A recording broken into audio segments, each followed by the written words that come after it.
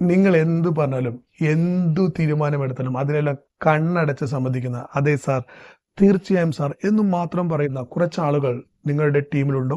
അവരെ കണ്ട് വാവ് എന്ത് വിശ്വസ്തരായ മനുഷ്യരെന്ന് കരുതി നിങ്ങൾ സന്തോഷിക്കുകയാണെങ്കിൽ നിങ്ങളുടെ ടീമിനെ പറ്റി നിങ്ങൾക്കുള്ള കാഴ്ചപ്പാടുകൾ തെറ്റുപറ്റിയിരിക്കുന്നു എന്നെനിക്ക് പറയേണ്ടി വരും. അവർ നിങ്ങളുടെ വിശ്വസ്തരാണെന്ന് നിങ്ങൾ കരുതുന്നുണ്ടോ? അവർ നിങ്ങളെ പേടിക്കുകയാണ് എന്നതാണ് സത്യം. ഇവിടെ നമ്മൾ ചിന്തിക്കേണ്ട ഒരു കാര്യമുണ്ട്. ഒരു ലീഡർ എന്ന നിലയിൽ നമ്മൾ പറയുന്ന എല്ലാ കാര്യങ്ങളും 100% ശരിയായിരിക്കുമെന്ന് യാതൊരു നിർബന്ധവുമില്ല. നമ്മൾ മനുഷ്യരാണ്, നമുക്കും തെറ്റുകൾ പറ്റാം. പക്ഷേ നമ്മുടെ കൂടെയുള്ളവർ നമ്മളോട് വിയോജിക്കാൻ മടിക്കുകയാണെങ്കിൽ അത് വിരൽ ചൂണ്ടുന്നത് രണ്ട് കാര്യങ്ങളിലേക്കാണ്. ഒന്ന്, അവർക്ക് സ്വന്തമായി ചിന്തിക്കാനുള്ള ഒരു ശേഷിയില്ല എന്ന കാര്യം. രണ്ടാമത്തേതായി, സത്യങ്ങൾ തുറന്നു പറഞ്ഞാൽ നിങ്ങളുടെ ഭാഗത്തുനിന്ന് എന്ത് പ്രതികരണം ഉണ്ടാകും എന്ന ഭയം അവർക്കുണ്ട്. അതിനാൽ അവർ നിശബ്ദരായിരിക്കും.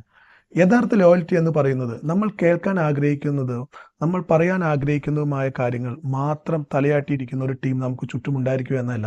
കമ്പനിക്കും ടീമിനും നല്ലത് വരാൻ വേണ്ടി നമ്മൾ എടുക്കുന്ന തെറ്റായ തീരുമാനങ്ങളെ സ്നേഹത്തോടെയും ബഹുമാനത്തോടെയും ചൂണ്ടിക്കാണിക്കാൻ ടീം അംഗങ്ങൾക്കുള്ള ധൈര്യമാണ് യഥാർത്ഥ വിശ്വസ്തത എന്ന് പറയുന്നത്. നിങ്ങളെ ഭയപ്പെടുന്ന ഒരു ടീമിനെ വെച്ച് വലിയ വിജയങ്ങൾ നേടാൻ പറ്റുമെന്ന് നിങ്ങൾ കരുതുന്നുണ്ടോ? ഇല്ല എന്നതാണ് സത്യം. കാരണം ഭയമുള്ളിടത്ത് പുതിയ ആശയങ്ങൾ ജനിക്കുന്നില്ല, ക്രിയാത്മകമായ ചിന്തകൾ തളിരിടുന്നില്ല. അവരവരുടെ ജോലികൾ സംരക്ഷിക്കാൻ വേണ്ടി അവർ നിങ്ങളെ എപ്പോഴും പുകഴ്ത്തിക്കൊണ്ടിരിക്കും. നിങ്ങൾ എസ് എന്ന് പറയുമ്പോൾ എസ് എന്ന് പറയാനും നോ എന്ന് പറയുമ്പോൾ നോ എന്ന് പറയാനും പറ്റുന്ന ഒരു എക്കോ ചാമ്പറിനെയാണ് നിങ്ങൾ യഥാർത്ഥത്തിൽ അവിടെ ഉണ്ടാക്കിയെടുത്തിട്ടുള്ളത്.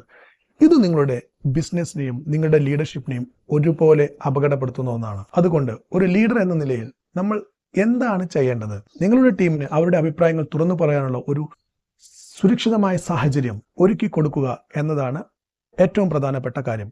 നിങ്ങളോട് വിയോജിക്കുന്നവരെ മാറ്റി നിർത്താതെ അവരുടെ വിയോജിപ്പിന് പിന്നിലെ കൃത്യമായ കാരണം കേൾക്കാൻ തയ്യാറാവുക. ഞാൻ പറയുന്നത് മാത്രമല്ല ശരി, നിങ്ങളുടെ ആശയങ്ങളും ഇവിടെ പ്രധാനപ്പെട്ടതാണ് എന്ന ബോധ്യം ടീമിന് നൽകുക. ചുറ്റും യെസ് മാൻമാരെ വളർത്താതെ നിങ്ങളെ തിരുത്താൻ ശേഷിയുള്ള കഴിവുള്ള മനുഷ്യരെ കൂടെ നിർത്തുക. അതാണ് ഒരു ലീഡറുടെ മികച്ച ലക്ഷണങ്ങളിൽ ഒന്ന്.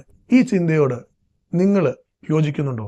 നിങ്ങളുടെ ടീമിൽ ഇങ്ങനെ തുറന്ന് സംസാരിക്കാൻ കഴിവുള്ളവർ ഉണ്ടോ?